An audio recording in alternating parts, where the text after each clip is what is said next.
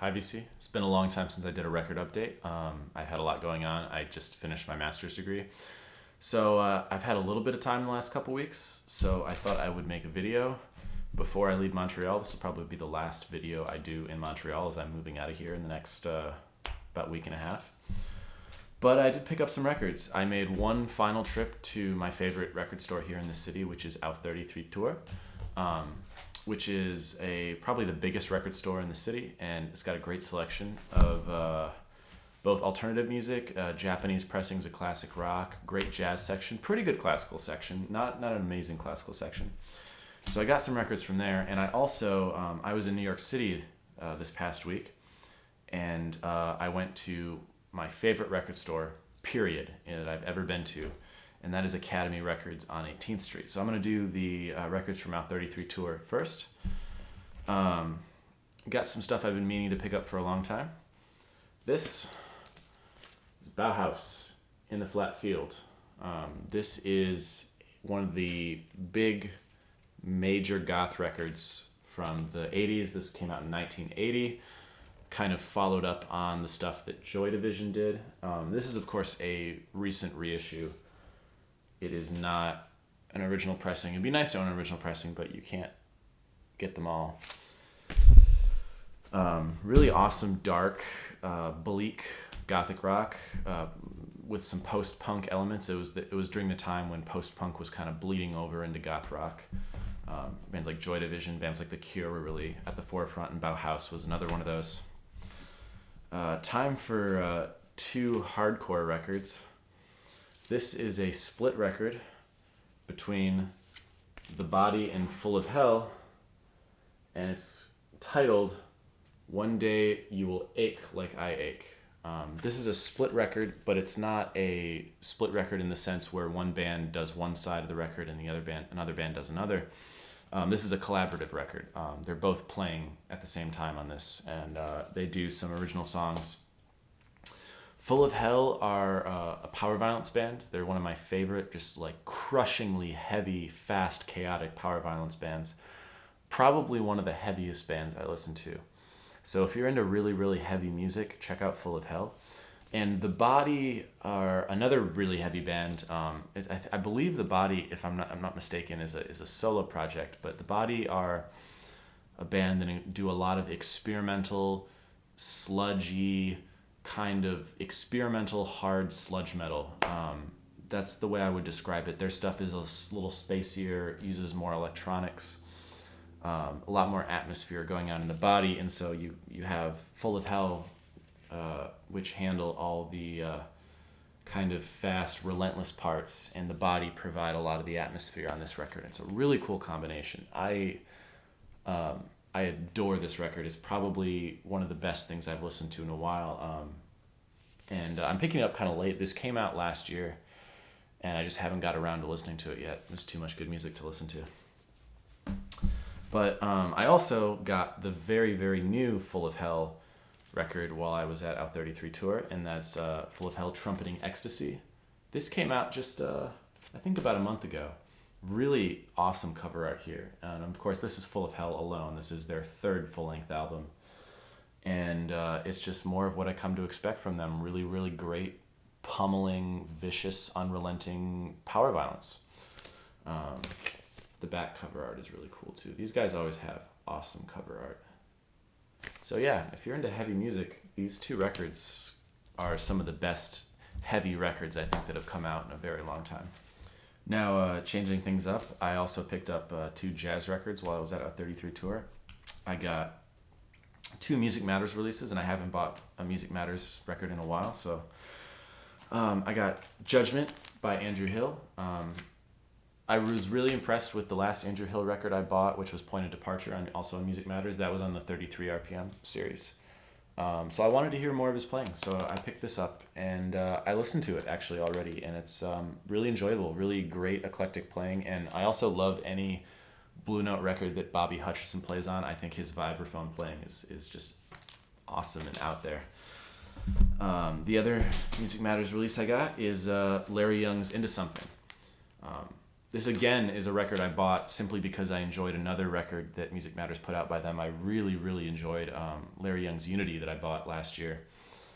And actually, I think Unity might be one of my favorite Blue Note records of all time. So I had to hear more awesome organ playing. Or I don't have a ton of organ records either in jazz or classical, and I'd like to get more. I'm finding I really like organ music, regardless of the genre. I think it can create really interesting sounds. And switching gears again, this is the only classical record I got on that trip.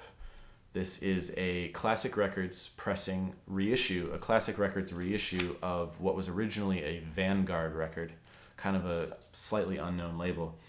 But this is a pretty awesome selection of music, of 20th century music, played by the Utah Symphony Orchestra with their conductor, whose name, Abravanel, I think is how it's pronounced.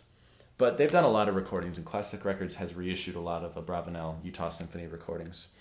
But they did this Varese Americas suite.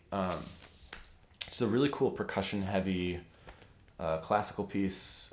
It's supposed to imitate kind of Varese's trip to America, and I think it's based a lot around New York City. You can hear percussion effects that sound like busy streets, that sound like trains, that sound like, kind of the hustle and bustle that the Northeast was known for. And really awesome Mio piece on here too that I'm not going to try to pronounce. And then the famous Arthur Honegger Pacific 231, which is a musical piece to imitate the sound of a locomotive. So a lot of very representative, very percussion heavy representative music here.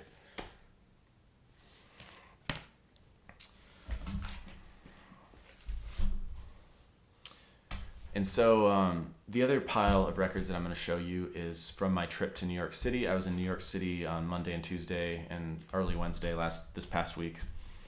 And I found time while I was there to make a stop at my favorite record store, which is Academy Records on 18th Street. I know there's a couple Academy Records in New York City, but the one on 18th Street is the classical store. And it has the best classical selection I have ever seen of any store. I mean, every time I go in there, there's so much good stuff that I want to get that I can't. I think this time I maybe picked out like $300 worth of records, and then I, spent another hour and a half kind of whittling them down and putting back things I could live without. It was very hard. Those are the best and the worst record stores where you see so much cool stuff and you have to put it back. But these guys have the classical records that you can't find in good condition anywhere else, and I'm gonna just kind of go through them because there's a lot.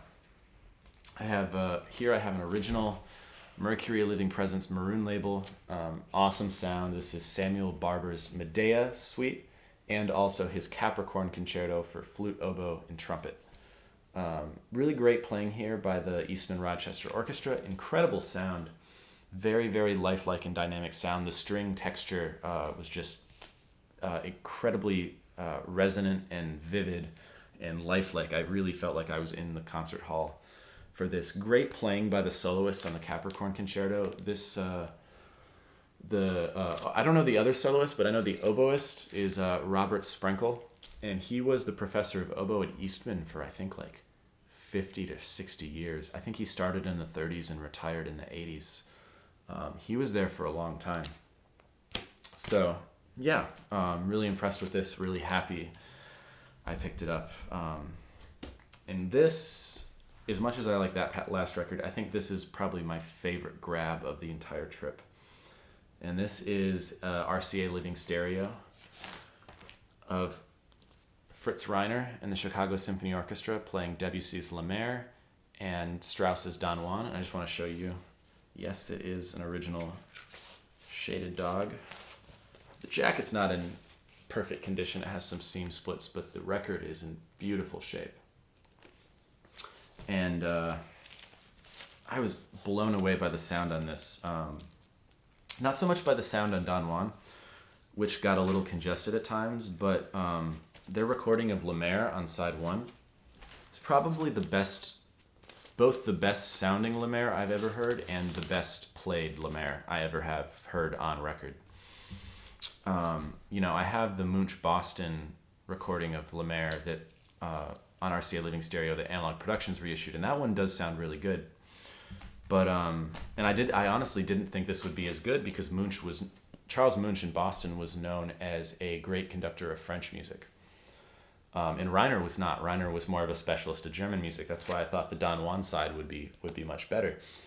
But the Lemaire recording is really exceptional. If you can find this record, it's a little hard to find.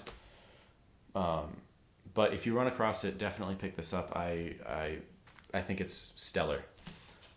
If you're looking for a good recording of just the Don Juan by Strauss, I think there's a recording that Schulte did with the same orchestra about 8 or 10 years later, all on Decca, that you can probably find, and I like that performance a lot. But for the Lemaire, this one is the one to get.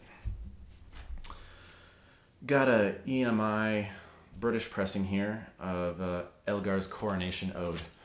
I don't know how I feel about this record. The music isn't really my cup of tea. I mostly bought it because it was very cheap, and this was on the Absolute Sound Best LPs list. I will say the sound is incredible. If you're looking for like a demonstration record, this is definitely it. It's like patriotic British music though. It's like nationalist national anthems and choir and big brass band. Not something I'd really listen to for pleasure, but it's a nice curiosity, and for like $6, I figured why not. Here's another living stereo, and this is another really, really incredible performance. This is Pierre Monteau conducting the Chicago Symphony Orchestra in Franck's Symphony in D minor. Pierre Monteau is one of my favorite conductors of the 20th century. He was a masterful conductor from the old school of European conductors. He was friends with Stravinsky. He actually conducted the premiere of many of Stravinsky's most famous works, including the infamous premiere of The Rite of Spring. Yes, the premiere of The Rite of Spring, that was Pierre Monteau conducting that, although he later said he didn't care for the piece that much. César Franck was a French composer, and he kind of broke with tradition when he wrote this symphony because the style in France at that time, what was in fashion, was definitely not symphonies. That was considered more of a German thing. The French were writing grand operas and ballets and suites and tone poems. So Franck's Symphony in D is kind of an anomaly, considering who he was and where he was writing at the time. But I think it's one of my favorite orchestral works. I think it's really underrated. And Pierre Monteau's interpretation of this symphony is incredible. I think it's probably the definitive interpretation of this piece. The sound, I don't know. This one, my copy of this has a little bit of surface noise, not enough to really distract from the performance, but I did notice that in some of the really big, heavy crescendo moments, the impact was a little underwhelming, but the quiet moments were really good. Great string tone. So I would say this is definitely an audiophile disc, but maybe not as good as some of the other living stereos out there in terms of sonics. But if you're going for performance, I think this is definitely the best performance you can get of this piece. Time for a highlights album of my favorite opera. This is Mussorgsky's Boris Godunov, highlights from Mussorgsky's Boris Godunov, conducted by Jerzy Semkow. I don't think I'm pronouncing that right. It's a Polish name. And I believe it's a Polish radio orchestra. So this is a highlights album. It's selections from the full recording. This says Angel on it, but it's actually a British pressed EMI, and they just slapped the Angel label on it. It's from their Green Sleeves series that they would. It was kind of their budget label, but still good sound on the Green Sleeves, I think. But mainly I bought this because this is my favorite opera. Boris Godunov is my favorite opera in the repertoire. And most of the recordings of Boris Godunov, which is an opera written by Modest Mussorgsky, most of the recordings available are of the Rimsky-Korsakov orchestration. Nikolai Rimsky-Korsakov did a rearrangement of Boris Godunov after Mussorgsky died. And that was the version played through most of the 20th century. This was the first recording of Mussorgsky's original version. Nowadays in the concert hall, Mussorgsky's original version is favored, and most of the performances you will see of Boris Godunov are using Mussorgsky's original orchestration. But during the LP era, the Rimsky-Korsakov version was favored. That's why this recording is so important. This is the first version ever done on record of the original Mussorgsky version, and I prefer it greatly. I think it sounds much more Russian. It sounds like Mussorgsky's voice. Rimsky-Korsakov's version kind of sounds like a more of a European, Western European style orchestration. I know Rimsky-Korsakov was Russian himself, but his style was definitely more to the West. There weren't the big intervals, big chords, big choruses that you would get with the Mussorgsky version.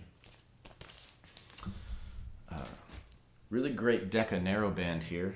This is a Decca pressing of the Ravel Concerto for the left hand, the Piano Concerto in G, and a 4/8 piece Fantasy for piano and orchestra. This is played by Alicia de la Rocha and with the London Philharmonic. This is a really excellent record, probably the best recording I've heard of the Concerto for the left hand.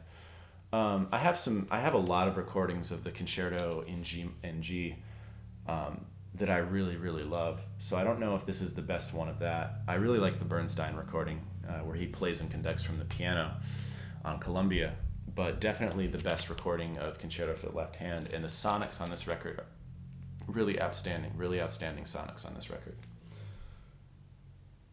So I'll just give you got a London record here, a British press London record here, and this is Ravel Scheherazade, not Rimsky-Korsakov Scheherazade, but Ravel Scheherazade, conducted by Ernst Ansermet and the Orchestra Suisse Romand. Never really heard this piece before. It's interesting. It's not really in the repertoire anymore. I don't think people play it much, but I enjoy it. I enjoy anything by Ravel. He's one of my favorite composers. And the singing by Regime Crespin's outstanding. So this is a cool record that I did not expect to see. And it is a London, but it is an original wideband pressing. Pressed in England. You got a nice wideband here, you see. And it's even a groove pressing, which is the earliest type of wideband. You see the little, maybe I'll take this out. You will see a little ridge here, a little bump, and that indicates the absolute earliest pressing they did. Because there were wideband pressings later that didn't have the ridge. They're what's called wideband but not groove.